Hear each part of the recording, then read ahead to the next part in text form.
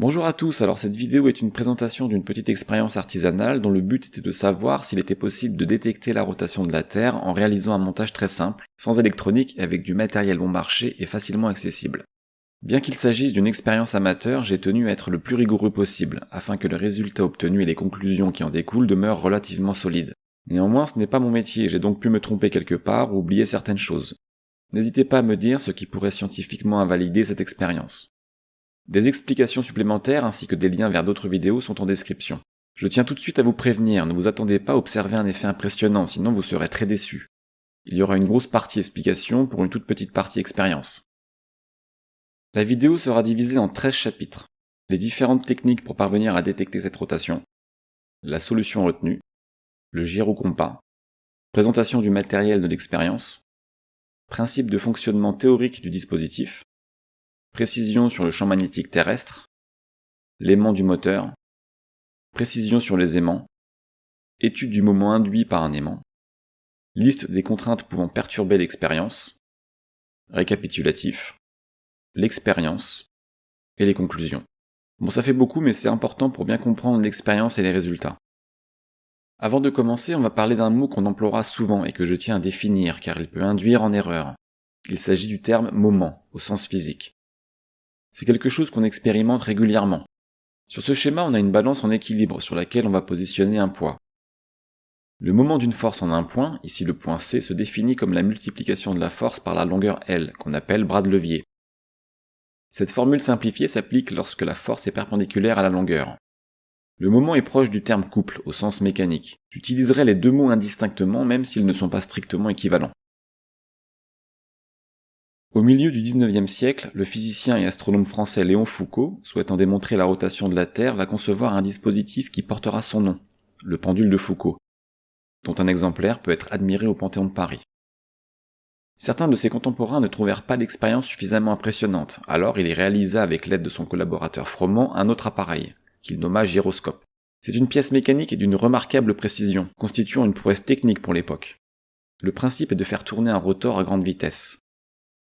Cet instrument fut en mesure de directement mettre en évidence la rotation de la Terre. Et voici le gyroscope que je me suis procuré avec son moteur électrique et un set de cardans. Un tel appareil a la particularité de conserver son moment angulaire et tend à maintenir sa position fixe dans l'espace. Cet objet peut donc sur le principe mettre en évidence la rotation de toute structure autour de lui, car l'orientation de son axe reste fixe. La principale difficulté de mise en œuvre et d'efficacité d'un tel système est le frottement au niveau des fixations du gyroscope et des liaisons sur les cardans. Les limiter au maximum permet de réduire les perturbations indésirables sur l'axe du gyro. Il faut savoir également que plus la masse du disque rotatif ainsi que sa vitesse de rotation sont élevées, moins le dispositif sera sensible à ces frottements et mieux il conservera son orientation. On retrouve ce genre de dispositif dans les avions avec par exemple l'horizon artificiel. Un instrument vital permettant au pilote de connaître son orientation par rapport au sol, même sans visibilité de l'extérieur. Dans le brouillard ou dans la nuit par exemple. Ainsi c'est l'avion qui bouge autour du gyroscope qui lui reste fixe par rapport au sol. Évoquons maintenant un phénomène déroutant qui se manifeste lorsque l'axe de rotation d'un gyroscope subit une sollicitation, c'est ce qu'on appelle la précession. C'est également ce qu'on peut observer avec une toupie. Ce phénomène semble défier les lois de la gravité, en réalité il ne s'agit que de physique et de mathématiques. Mais même en ayant une compréhension des forces en jeu, cette propriété reste impressionnante. Nous n'allons pas donner la démonstration de ce phénomène, mais on peut évoquer une propriété générale des gyroscopes qui nous servira pour plus tard, la conservation du moment angulaire. Sur cette séquence, le propre poids du gyroscope tend à modifier l'orientation de son axe de rotation, car il s'appuie sur la table et tend donc à s'incliner. Et lorsque l'axe de rotation d'un gyroscope subit une sollicitation, il réagit par un mouvement de son axe dans une direction perpendiculaire à la direction de cette sollicitation. C'est entre autres pour cette raison qu'on le voit tourner. La direction de ce mouvement induit dépend du sens de rotation propre du rotor du gyroscope. Ne vous inquiétez pas si ce n'est pas très clair pour l'instant, nous allons illustrer ce phénomène de manière beaucoup plus simple un peu plus tard avec un montage plus explicite. Petit aparté avant de poursuivre. La Terre, qui est en quelque sorte une toupie géante, subit une telle précession qui est appelée précession des équinoxes. On ne donnera pas les raisons précises de cette précession. La rotation complète s'effectuant sur une durée d'environ 26 000 ans. Ainsi, l'axe de rotation de la Terre ne pointe pas toujours au même endroit de l'espace, ce qui explique que l'étoile pouvant servir de boussole céleste varie au cours des millénaires. Dans l'hémisphère nord, l'étoile polaire du moment possède des propriétés particulières, faisant d'elle une boussole céleste de haute qualité. Elle est très peu décalée avec l'axe de rotation de la Terre et facilement repérable dans le ciel. C'est l'étoile la plus lumineuse de la constellation de la Petite Ourse. Revenons à notre gyroscope avec un montage qui permet de mieux comprendre le phénomène. La force qui va perturber l'axe de rotation du gyroscope est ici un contrepoids, fixé au bout de l'axe. Une force s'exerce donc vers le bas à ce niveau. L'orientation de l'axe est modifiée, il s'incline. Pour conserver son moment angulaire, le gyroscope réagit avec un mouvement perpendiculaire à la direction de cette force, ainsi le gyroscope tourne. C'est une propriété qu'il faut retenir. Il existe une méthode permettant d'obtenir simplement la direction de ce mouvement. C'est la règle de la main droite, c'est une convention. Tout d'abord, il faut déterminer la direction du vecteur de rotation de l'axe du gyro. Pour cela, le pouce représente l'axe de rotation. Les autres doigts s'enroulent autour de cet axe, dans le sens de rotation. Avec ce montage, le gyro tourne dans ce sens-là, donc la main se positionne ainsi. Ensuite, le pouce nous montre la direction du vecteur. Une fois que l'on a le sens de ce vecteur, on utilise ensuite la méthode des 3 doigts de la main droite. Le pouce aligné sur l'axe de rotation dans le sens du vecteur de la vitesse angulaire qu'on a déterminé précédemment, donc comme ceci. Ensuite, on positionne l'index, représentant la direction de la force appliquée sur un point de l'axe, indiquant la direction du poids fixé au bout de cet axe. Et enfin le majeur nous donnant la direction du mouvement résultant au niveau de ce point. Cette direction correspond à un mouvement vers la gauche, plus précisément dans le sens des aiguilles d'une montre en regardant le gyro par le haut. Ce qui est conforme au mouvement observé dans cette séquence. Retenez bien cette technique, elle sera utilisée pour comprendre l'expérience.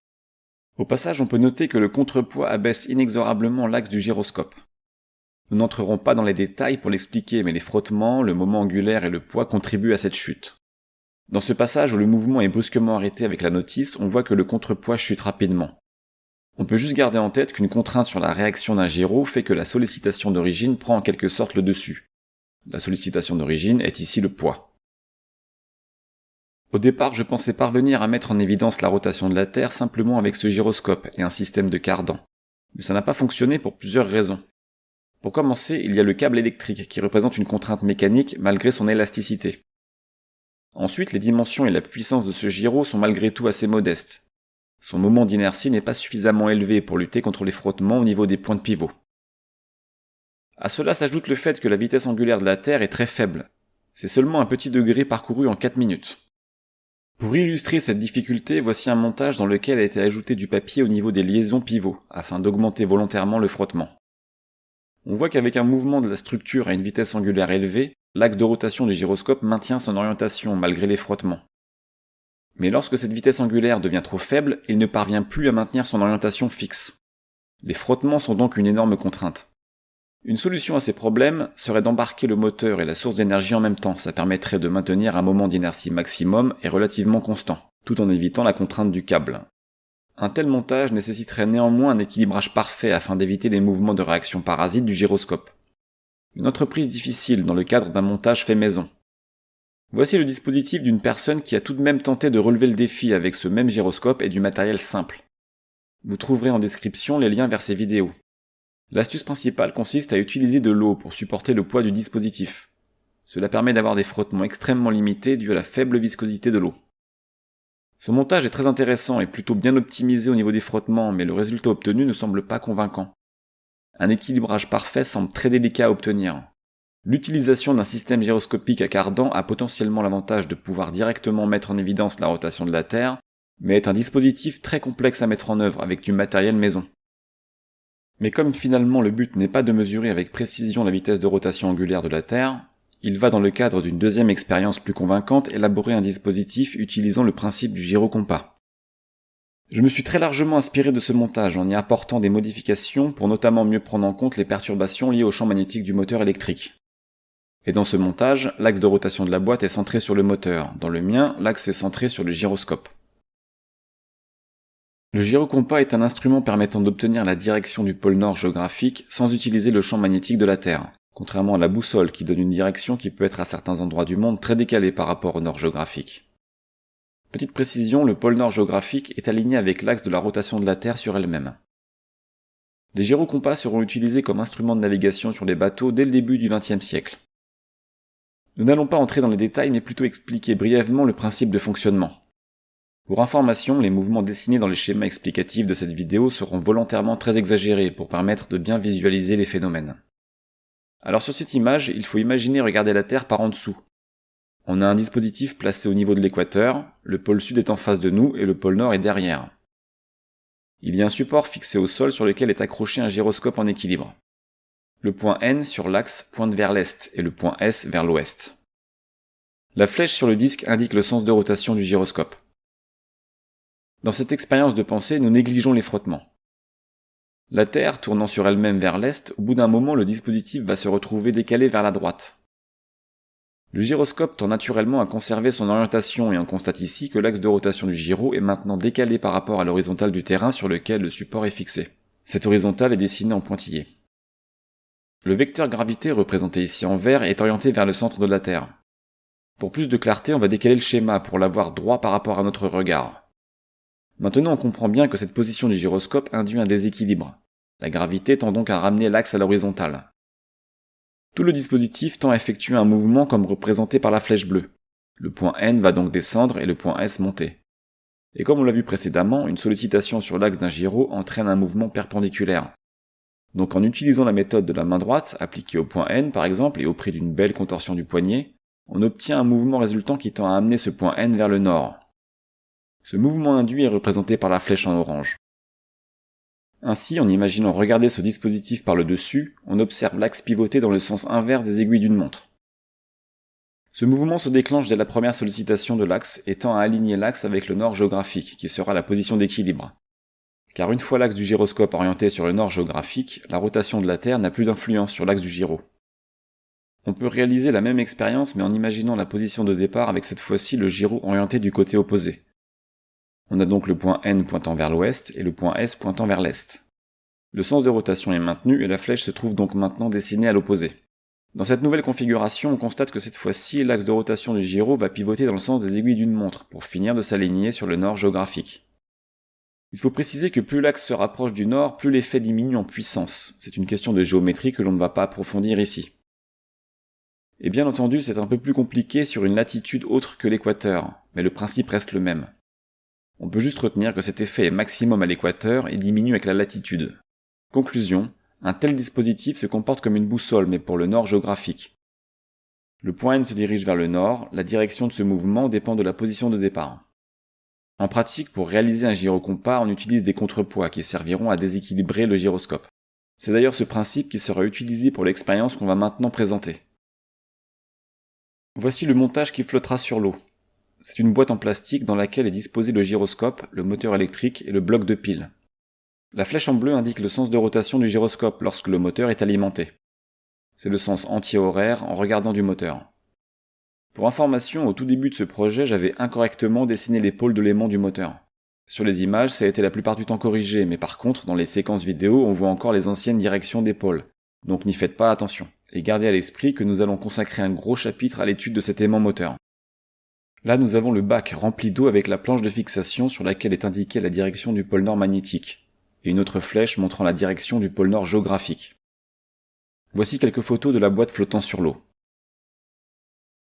Nous le verrons plus en détail plus tard, mais la direction du champ magnétique est une information capitale, en raison de l'aimant du moteur électrique qui sera une source de perturbation dans l'expérience. Il faut préciser que le pôle nord magnétique sur ce montage est obtenu à l'aide d'une boussole. À l'endroit où l'expérience est menée, la direction du pôle nord magnétique ne devrait pas être autant décalée par rapport au nord géographique. Mais cette expérience a été réalisée dans un appartement avec son lot de perturbations du champ magnétique terrestre. Donc ce n'est pas la direction du champ magnétique Terre qui est indiquée ici, mais plus précisément la direction du champ magnétique ambiant. Mais on l'appellera pôle nord magnétique pour plus de simplicité, et il est à cet endroit décalé de 20 degrés par rapport au nord géographique. L'uniformité en orientation de ce champ sur toute la table a été vérifiée avec la boussole. Ensuite, nous avons un couvercle sur lequel est fixée une tige dont l'axe est aligné avec le centre du gyroscope. Cette tige est ensuite maintenue sur la planche permettant ainsi au boîtier de pivoter librement sur 360 degrés. Et pour finir, il y a un disque gradué en degrés nous donnant la position angulaire du dispositif. Qu'on voit pas très bien d'ailleurs. Le centre de gravité est à peu près au milieu du boîtier et le tout est en équilibre car le boîtier repose sur l'eau.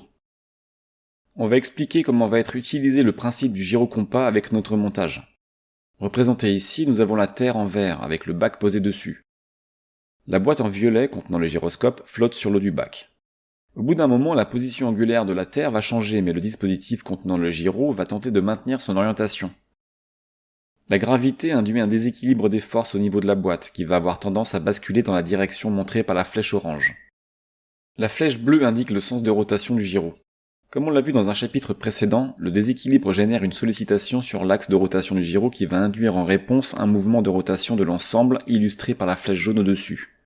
Exactement comme dans le schéma de principe que l'on a vu plus tôt. En imaginant regarder la boîte par le haut, on la voit tourner dans le sens inverse des aiguilles d'une montre. Avec la boîte orientée à l'opposé, on aurait eu un mouvement inverse. L'extrémité de la boîte se dirige toujours vers le nord géographique. Donc notre dispositif se comporte bien comme un gyrocompas. Pour résumer, c'est le déséquilibre de la boîte qui induit une rotation sur le plan horizontal et permet ainsi de montrer la capacité du dispositif à détecter la rotation de la Terre. Bon, ça c'est le fonctionnement théorique. Il faudra qu'on évoque tout ce qui pourrait perturber l'expérience et induire des mouvements sans relation avec la rotation de la Terre. Nous devons d'abord apporter quelques précisions sur le champ magnétique de la Terre. Voici une image représentant de manière schématique les lignes du champ magnétique terrestre. On peut imaginer qu'il est généré par un aimant qu'on appellera l'aimant Terre. L'orientation de son axe varie au cours du temps et est décalée par rapport à l'axe de rotation de la Terre. On remarque qu'en réalité, ce que l'on désigne par pôle nord magnétique est en fait le pôle sud de l'aimant Terre. Par convention, la partie rouge d'une boussole est le pôle nord magnétique de l'aimant de cette boussole, et pointe ainsi vers le pôle sud de l'aimant Terre. Dans cette expérience, les pôles de tous les aimants sont déterminés à l'aide de cette boussole. Avant d'aller plus loin, il faut d'abord expliquer ce qu'est un vecteur magnétique. Un vecteur magnétique donne la direction et l'intensité du champ magnétique en un point donné. Sur ce point, par exemple, le vecteur magnétique est tangent à la ligne de champ et orienté de cette façon, du pôle nord au pôle sud. Pour mieux l'appréhender, on peut imaginer à la place de ce vecteur une boussole ou un aimant, c'est la même chose, qui s'oriente donc sur la ligne de champ. Nous allons maintenant montrer le vecteur du champ magnétique terrestre à l'endroit où est effectuée cette expérience. Comme indiqué sur le schéma, il est orienté vers le bas, et en utilisant un repère au niveau du sol, il est d'environ 21 microtesla sur l'horizontale et de 42 microtesla sur l'axe vertical, ce qui est à plus ou moins 2 microtesla près ce que j'ai mesuré avec le magnétomètre de mon téléphone portable. On part du principe qu'à l'échelle de notre dispositif, qui est de l'ordre du mètre, le champ magnétique terrestre est uniforme, c'est-à-dire que les lignes de champ sont parallèles et l'intensité constante en tout point, comme sur l'image ici avec la boussole qui s'aligne sur ce champ. Différentes mesures avec le magnétomètre du téléphone à divers endroits permettent de montrer que l'écart d'intensité moyen entre deux points distants d'une trentaine de millimètres est très nettement en dessous de la fluctuation de l'intensité mesurée juste en un point précis. Cette fluctuation est intrinsèque au capteur du téléphone et est de l'ordre du microtesla. Les variations concernant l'orientation du vecteur sont de l'ordre d'1 degré sur une trentaine de centimètres. Ces faibles variations seront néanmoins prises en compte lors de l'expérience. Et maintenant, étudions l'aimant du moteur. Voici tout d'abord un schéma montrant la position du magnétomètre sur mon téléphone avec le repère de mesure associé. Donc par exemple, en positionnant un aimant ici, le magnétomètre nous indique une intensité positive sur l'axe X. Et pour info, les mesures sont toujours effectuées avec l'appareil en mode avion. Revenons à notre moteur. Quelques mesures avec la boussole et des aimants permettent de donner la direction de l'aimant à l'intérieur du moteur. La question est de savoir comment varie le champ magnétique généré par le moteur lorsque celui-ci est alimenté le temps de l'expérience. Voici le montage qui va mesurer ce champ magnétique. Le magnétomètre est placé près du sol, à l'horizontale, de telle sorte à être orienté sur son axe Y avec le champ magnétique terrestre, ou plus précisément le champ magnétique ambiant. Car à cet endroit, la valeur mesurée de la composante verticale du champ magnétique, donc sur l'axe Z, est d'environ -26 microtesla. Ça devrait être autour des -40 microtesla comme on l'a vu précédemment, mais près du sol dans l'appartement, le champ magnétique terrestre est très perturbé.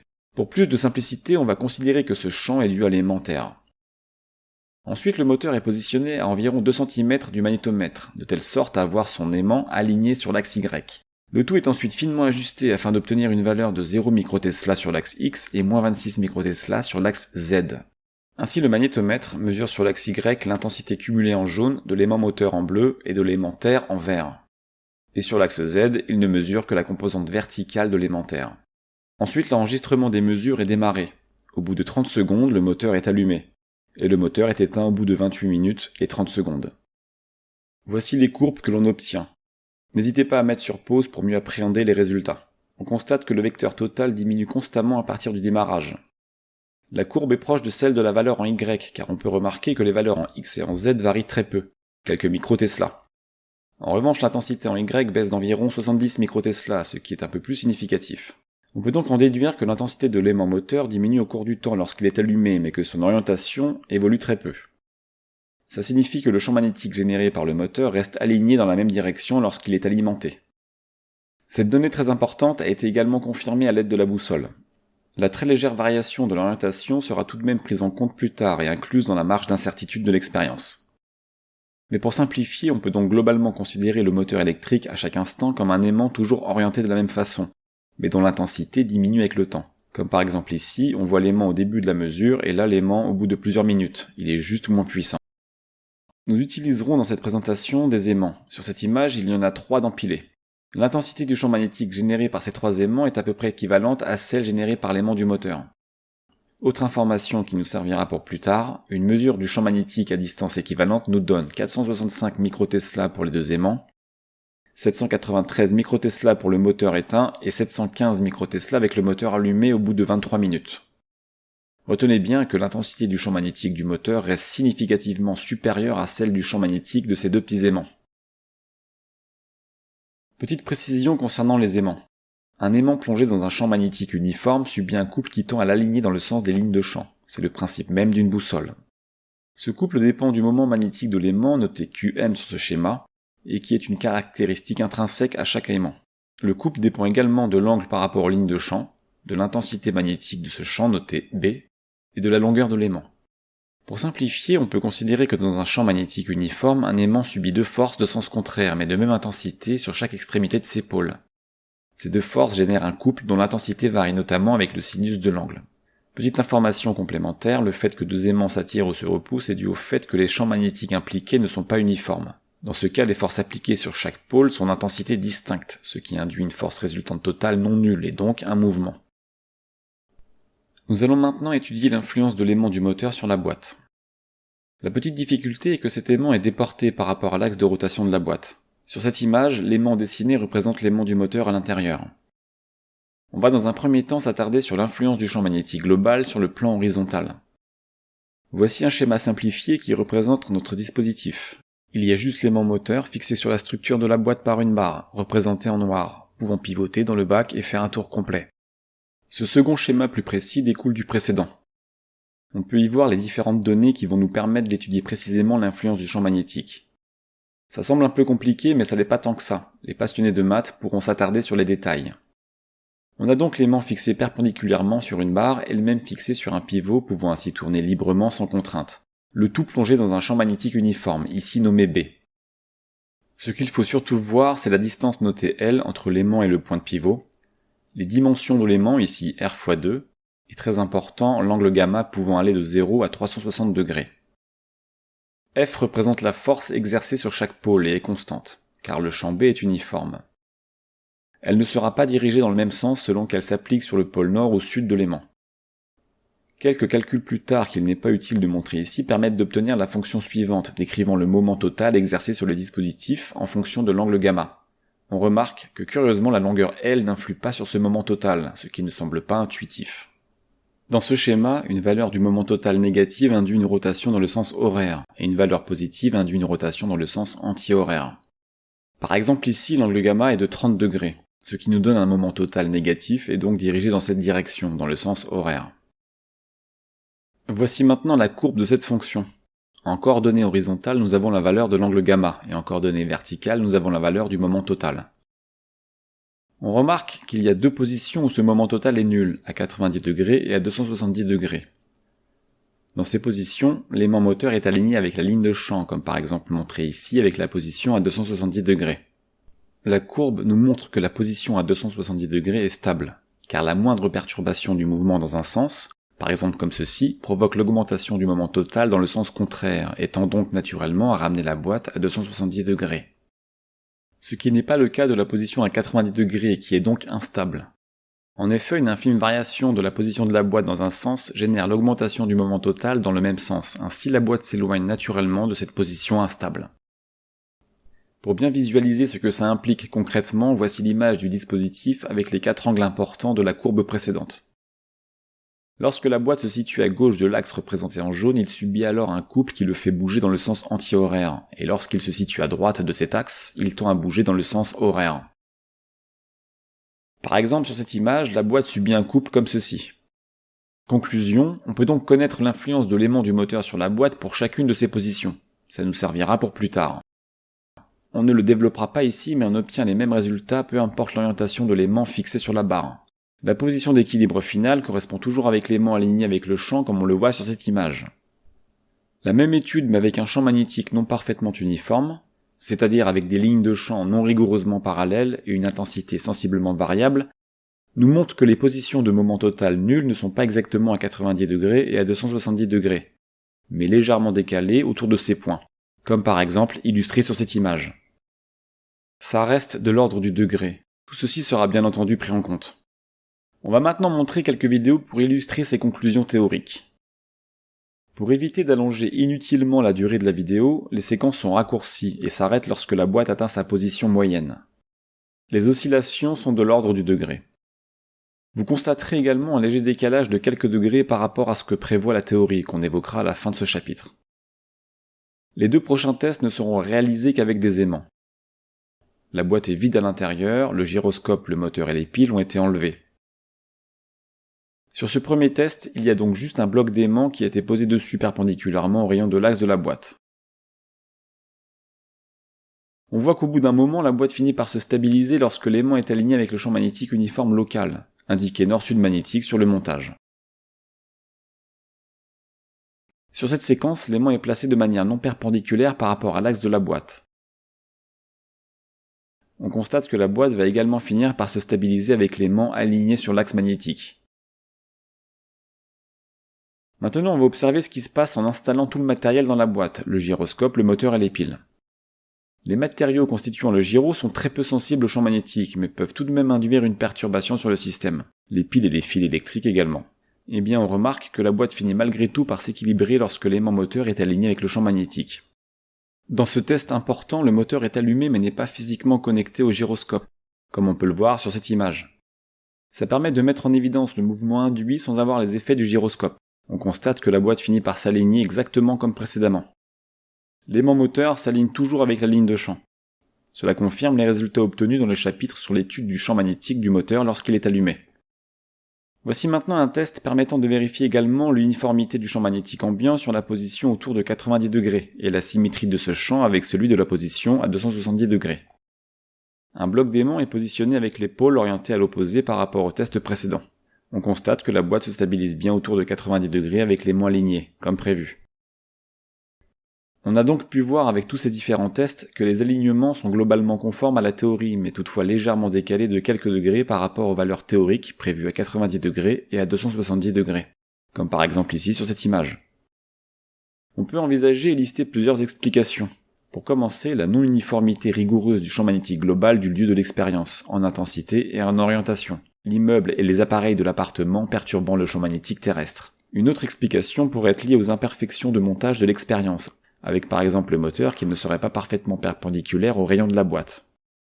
Ensuite, il pourrait y avoir aussi la sensibilité au champ magnétique local des matériaux du gyroscope, des fils électriques et des piles. On peut également envisager la tension de surface de l'eau avec la boîte, ainsi que des effets électrostatiques au niveau des bords proches de la paroi du bac, à plus forte raison si l'axe de rotation de la boîte n'est pas parfaitement situé au centre du bac. Nous allons évoquer plus en détail toutes ces perturbations dans le chapitre suivant et nous verrons qu'elles ne compromettent pas l'expérience. Mais dans tous les cas, nous avons pu constater que ce décalage par rapport à la théorie se jouait sur plus ou moins 3 degrés maximum. Une marge d'incertitude sera donc prise en compte par la suite. On va prendre pour notre expérience une marge de plus ou moins 7 degrés. Nous venons de parler des forces induites sur le dispositif liées aux composantes du vecteur du champ magnétique terrestre sur le plan horizontal. Nous allons nous interroger sur la composante verticale de ce champ ainsi que sur toutes les autres perturbations possibles. Nous allons maintenant lister les contraintes pouvant perturber l'expérience et voir ce que cela implique sur le comportement de notre gyrocompas. Dans une ancienne version de cette expérience, j'avais ajouté un aimant sur la boîte pour contrer l'effet de l'aimant du moteur et ainsi améliorer l'efficacité du gyrocompas. Mais par souci de maîtriser au maximum les effets induits sur la boîte, j'ai préféré avec ce montage ne rien ajouter pour limiter les potentielles perturbations. Essayons de déterminer ce qui pourrait provoquer la rotation de la boîte sur l'eau. On peut envisager une perturbation liée au flux d'air généré par la rotation du rotor du gyro. Toutefois, ce flux reste confiné à l'intérieur de la boîte grâce au couvercle et n'interagit pas avec l'extérieur. Et pour éviter les courants d'air autour de la boîte, la pièce où s'effectue l'expérience est close. Ensuite, il y a les mouvements que pourrait induire le gyroscope sur la boîte. Tout d'abord, le gyro pourrait ne pas avoir une vitesse de rotation constante, en raison par exemple de la charge fournie par les piles pouvant varier. Et afin de conserver son moment angulaire, le gyro pourrait provoquer un mouvement de la rotation de la boîte dans un sens ou dans l'autre, si son axe n'est pas parfaitement parallèle au plan horizontal. Quantifier l'intensité et le sens de ce couple est difficile, mais ce que l'on peut dire, c'est que cette variation de la vitesse de rotation du gyro ne dépend pas de la position angulaire de la boîte dans le bac. On peut donc partir du principe que le sens de rotation résultant est constant, quelle que soit la position de la boîte dans le bac. Sens horaire partout, ou sens anti-horaire partout. Ici on peut voir différentes positions avec en exemple un sens de rotation horaire. Cette constance de la direction du mouvement est une donnée cruciale qu'on développera en conclusion de ce chapitre. On sait à l'aide de ce que l'on a vu un peu plus tôt qu'une sollicitation de l'axe d'un gyroscope provoque en réaction un mouvement perpendiculaire de cet axe. Commençons avec l'étude d'une sollicitation de cet axe sur le plan horizontal. C'est ce qui arrive lorsque la boîte tourne. Par exemple ici, avec un mouvement dans ce sens, l'orientation de l'axe du gyro en noir va être modifiée. En réaction, le gyro va incliner la boîte et le bord en jaune ici va se lever. Nous n'allons pas entrer dans les détails, mais le bord ne va pas monter indéfiniment en raison de la contrainte de l'eau et du poids des éléments à l'intérieur de la boîte. Ce qui est important de comprendre, c'est que les mouvements de la boîte sur le plan horizontal, dus aux perturbations externes, ne provoquent pas de mouvement induit par le gyroscope sur ce même plan. Donc pas d'ambiguïté à ce niveau. Il faut maintenant évoquer les sollicitations sur l'axe du gyro sur le plan vertical, car elles peuvent induire une rotation de la boîte sur l'eau et ainsi être une source d'ambiguïté. Nous recherchons des sollicitations verticales et continues, c'est-à-dire qui perdurent même lorsque la boîte retrouve un équilibre. Par exemple, sur cette image, imaginez maintenant qu'on lève le bord de la boîte par le point jaune. Le gyroscope va alors réagir en provoquant la rotation de cette boîte dans ce sens, sur le plan horizontal. On peut dans un premier temps songer à l'effet de la composante verticale du champ magnétique terrestre sur l'aimant du moteur. La très légère variation de l'orientation de l'aimant moteur lorsqu'il est alimenté, ainsi que la variation de son intensité, conjuguée à une imperfection de montage, pourrait générer une perturbation verticale continue. Cette contrainte est très difficile à identifier précisément, mais ce qu'on peut dire, c'est qu'elle est de direction constante sur la verticale. Elle ne dépend pas de la position angulaire de la boîte dans le bac. Cela signifie que le couple induit par le gyroscope de cette contrainte verticale sera de sens constant, sens horaire ou sens anti-horaire. On peut également envisager une perturbation verticale liée aux vibrations que pourraient générer les éléments tournants du montage, ainsi que la non-perfection de l'équilibrage propre au gyro. Néanmoins, si tant est qu'elle existe, celle-ci ne dépend pas non plus de la position angulaire de la boîte. Le sens du couple induit serait donc constant, sens horaire ou anti-horaire, quelle que soit la position de la boîte. La particularité des perturbations que l'on vient d'aborder est qu'elles ne dépendent pas de la position de la boîte sur l'eau. Nous allons maintenant passer en revue les perturbations pouvant provoquer la rotation de la boîte sur l'eau et dont le sens dépend de la position angulaire de la boîte dans le bac. La plus évidente est celle directement due à l'aimant du moteur. Nous l'avons déjà étudié précédemment et en avons déduit son influence sur la boîte. Ensuite, même si les matériaux constituant le gyro sont très peu magnétiques, on peut imaginer que le champ magnétique de l'aimant génère dans le gyro un aimant induit global comme représenté ici. Le champ magnétique de la Terre provoque ensuite sur cet aimant un couple de sens contraire à celui induit sur l'aimant du moteur. C'est donc potentiellement une source d'ambiguïté, mais une série de mesures du champ magnétique avec et sans le gyro montre qu'il n'y a aucune différence. Donc si cet aimant est induit dans le gyro, il est négligeable, donc pas d'ambiguïté. Poursuivons avec les courants de Foucault. Et oui, encore lui. Ces courants peuvent notamment se former dans un matériau conducteur subissant une variation du flux magnétique. Ce sont des courants induits, et ils induisent à leur tour un champ magnétique représenté par le petit aimant sur le dessin. En éloignant l'aimant, le courant et l'aimant induit seraient dans l'autre sens. Il faut parler de ce phénomène car les matériaux du gyro sont conducteurs et l'intensité du champ magnétique généré par le moteur varie en diminuant lorsqu'il est allumé comme on l'a vu dans un chapitre précédent. Ainsi, suivant différentes configurations de lignes de champ, on peut envisager schématiquement deux types d'aimants, un aimant global parallèle à l'aimant moteur et deux autres aimants perpendiculaires. Concernant ces deux aimants, nous n'allons pas entrer dans les détails, mais les couples qu'ils induisent sur la boîte s'annulent, donc pas d'effet à ce niveau. Par contre, cet aimant global ici est problématique s'il est dans ce sens car il s'oppose à celui du moteur, et il est très difficile de connaître son intensité. Une série de mesures avec le magnétomètre, dont je vous épargne les détails, permettent de constater que l'éventuel champ magnétique généré par le gyro, lorsque le moteur est allumé, est à tout moment significativement inférieur à celui généré par le moteur. Les mesures indiquent même un champ induit inexistant. Donc en conclusion, les courants de Foucault ne sont pas non plus une source d'ambiguïté, ils sont négligeables. On ne va pas l'expliquer ici, mais les courants de Foucault peuvent également provoquer un phénomène de freinage sur des objets en mouvement, comme le disque rotatif du gyro. Cela pourrait induire une variation de la vitesse de rotation du rotor, et dans certains cas induire un couple sur le plan horizontal. Néanmoins, si un tel phénomène est présent, celui-ci ne dépend pas de la position de la boîte, donc pas d'ambiguïté non plus à ce niveau. Cet éventuel couple, sens horaire ou anti-horaire, s'ajouterait simplement à ceux évoqués au début de ce chapitre. Nous y reviendrons. Continuons avec les effets de la tension superficielle de l'eau, surtout au niveau des bords de la boîte, dans le cas où elle ne serait pas parfaitement positionnée au centre du bac. Comme sur cette image où le décalage est exagéré pour mettre en évidence cette éventuelle asymétrie. Ce phénomène explique notamment la capacité de certains insectes de marcher sur l'eau, comme les punaises d'eau, et explique également la forme que peut prendre la surface de l'eau au niveau des bords d'un contenant comme sur cette image. La boîte est positionnée au centre, mais peut-être pas au millimètre près, donc on va envisager la possibilité d'un très léger décalage. Un tel décalage pourrait également conduire à ce que des effets électrostatiques au niveau des bords perturbent l'expérience. Voici un tel effet avec du scotch qui se trouve attiré par la paroi de la boîte, et là par celle du bac. Les effets de la tension superficielle de l'eau ainsi que les forces électrostatiques sont très difficiles à évaluer. Ils peuvent dans le pire des cas générer des perturbations dont le sens et l'intensité dépendent de la position angulaire de la boîte. Et en plus on ne connaît pas le sens de l'éventuel décalage du centre de rotation de la boîte.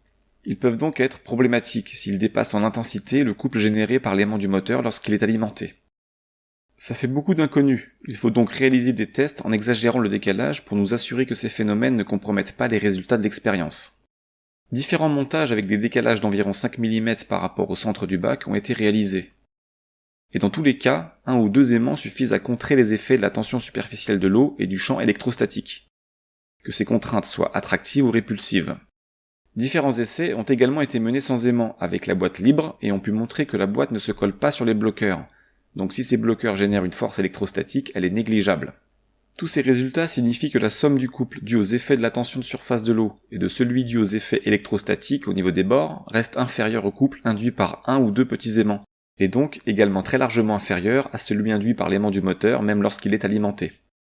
L'influence de l'aimant moteur sur la boîte reste ainsi nettement majoritaire par rapport aux effets qu'on vient d'évoquer. Nous pouvons donc négliger les effets de la tension superficielle de l'eau, ainsi que les forces électrostatiques. Par curiosité, les expériences finales que nous allons bientôt aborder ont été renouvelées en décalant de manière exagérée la boîte. Et bien comme prévu, les résultats obtenus sont strictement équivalents avec ou sans décalage. En conclusion, les perturbations dont le sens dépend de la position angulaire de la boîte sont négligeables par rapport à la perturbation liée à l'aimant du moteur. Elles seront donc ignorées. Il reste donc uniquement les autres perturbations évoquées au tout début, celles dont le sens ne dépend pas de la position de la boîte. Voilà, nous en avons fini avec le listage des perturbations externes. Il y en a pas mal, et pour y voir plus clair, nous allons effectuer un petit récapitulatif simplifié avant d'aborder les expériences. Et si vous songez à d'autres perturbations que nous n'avons pas évoquées, dites-le en commentaire. Pour conclure sur toutes les perturbations externes. En ce qui concerne la contrainte magnétique, qui dépend de la position de la boîte, on en déduit qu'elle est provoquée par l'aimant du moteur, et avec ce schéma, on obtient le sens du couple subi par la boîte pour chacune de ces positions. Et en ce qui concerne les autres perturbations évoquées, qui ne dépendent pas de la position de la boîte, on peut en déduire quelque chose de capital. À chaque instant, le couple total est la somme des couples induits par ces perturbations externes. On a vu que le sens de chacun d'entre eux ne variait pas. Donc en partant du principe que l'intensité de ces couples ne varie pas non plus, alors le sens du couple total est constant. Sens horaire ou anti-horaire, quelle que soit la position angulaire de la boîte. Et si l'on prend en compte une possible variation d'intensité d'une ou des contraintes pouvant éventuellement conduire dans le pire des cas à une variation du sens du couple total, eh bien cela devrait s'observer au cours de toutes les expériences qui seront menées avec la variation à un moment donné du sens de la contrainte exercée sur la boîte. Nous verrons toutefois que l'effet observé dans chaque expérience se manifeste rapidement et qu'il ne varie pas jusqu'à la fin. Et ce sont les positions stabilisées de la boîte dans chaque expérience qui seront étudiées et comparées entre elles. Ce qu'il faut retenir en conclusion, c'est qu'il faudra intégrer dans les expériences qui vont suivre un couple induit par l'aimant du moteur, ainsi qu'un autre couple induit par des forces extérieures, dont nous avons déduit que le sens est inconnu, mais qu'il peut néanmoins être considéré constant dans chaque expérience, ce qui est une information cruciale. Ne vous inquiétez pas, vous allez vite comprendre ce que ça implique concrètement. Enfin, nous y voilà, l'expérience tant attendue. Pour information, le moteur est connecté au gyroscope et à chaque début d'expérience, les piles sont remplacées. Chaque expérience dure environ 23 minutes. Bien sûr, les séquences seront accélérées et raccourcies. Voici pour commencer un rappel sur le mouvement de la boîte lorsque celle-ci est laissée libre avec le moteur éteint. On peut noter que la boîte dépasse par inertie la position 270 degrés. Puis on constate qu'elle finit par se stabiliser autour de 270 degrés comme prévu. L'aimant du moteur est bien aligné avec la ligne du champ magnétique local. Dans cette séquence, le moteur est allumé. Le sens de rotation est pour l'instant conforme à ce qui est attendu dans ce secteur. Le mouvement est bien dans le sens horaire. Il atteint et dépasse un peu la position 270 degrés. Ce qui est curieux car, comme on l'a vu plus tôt, l'inertie aurait dû l'emmener plus loin. La boîte semble être en quelque sorte freinée. Et au bout d'un moment, on observe quelque chose d'autre de plus surprenant. La boîte va en effet se stabiliser autour de 292 degrés. Ce qui normalement n'est pas sa position d'équilibre. Et on est bien loin de la marge d'incertitude de plus ou moins 7 degrés. Il y a donc un couple qui s'oppose à celui induit par l'aimant du moteur. Ce couple ici en orange dépasse celui de l'aimant moteur en bleu lorsque la boîte est proche de 270 degrés. Mais on sait avec cette courbe étudiée précédemment que plus on se rapproche de 0 degré, plus le moment induit augmente en intensité. Ainsi les couples finissent par s'annuler à un moment, ici autour de 292 degrés, et la boîte se stabilise. Mais comme on l'a vu dans un chapitre précédent, il peut s'agir d'une contrainte externe qui ne serait pas liée à la rotation de la Terre. Il faut donc lever le doute avec une autre expérience. Et souvenez-vous qu'on avait montré que si cette contrainte externe totale est significative, son sens est néanmoins constant, c'est très important pour comprendre la suite. Donc, dans un premier temps, partons de l'hypothèse que ce couple est uniquement dû à des contraintes non liées à la rotation de la Terre. Voici maintenant le montage de la seconde expérience qui doit nous permettre de lever le doute. Très important, on a ici un indicateur de position qui restera fixe tout le temps, placé à 13 degrés à gauche de la position 90 degrés du repère magnétique, sur la position 103 degrés donc. Cette position est choisie pour être bien au-delà de la position théorique de 90 degrés, et ainsi prendre en compte l'incertitude de plus ou moins 7 degrés que l'on a évoquée dans un chapitre précédent sur l'étude du couple induit par l'aimant du moteur et des autres perturbations. Ensuite, on a deux dispositifs de blocage qui seront amenés à être déplacés selon les besoins. La boîte est positionnée à gauche de l'axe 90 degrés, près de la position instable, et on sait que dans ce secteur, le couple induit par l'aimant du moteur génère un mouvement dans le sens anti-horaire. Et c'est bien ce qu'on observe ici, où la boîte est laissée libre avec le moteur éteint. Il y a bien une rotation dans le sens anti-horaire. Sur cette séquence, un bloqueur est positionné pour bien montrer le couple exercé par l'aimant moteur poussant de manière continue la boîte vers la gauche. La boîte reste constamment appuyée sur le bloqueur comme prévu à cette position, ici à 99 degrés. Et maintenant on arrive au bout, voici la dernière expérience. Sur cette séquence, le moteur est allumé et le bloqueur à droite est positionné de telle sorte que la boîte ne puisse pas aller en dessous de 103 degrés. Donc normalement dans cette position, la boîte devrait partir vers la gauche, d'autant qu'on est encore plus loin des 90 degrés que dans la séquence précédente. Je vais donner une légère impulsion sur le côté droit de la boîte pour qu'elle parte vers la gauche et bénéficie ainsi d'un mouvement d'inertie dans ce sens.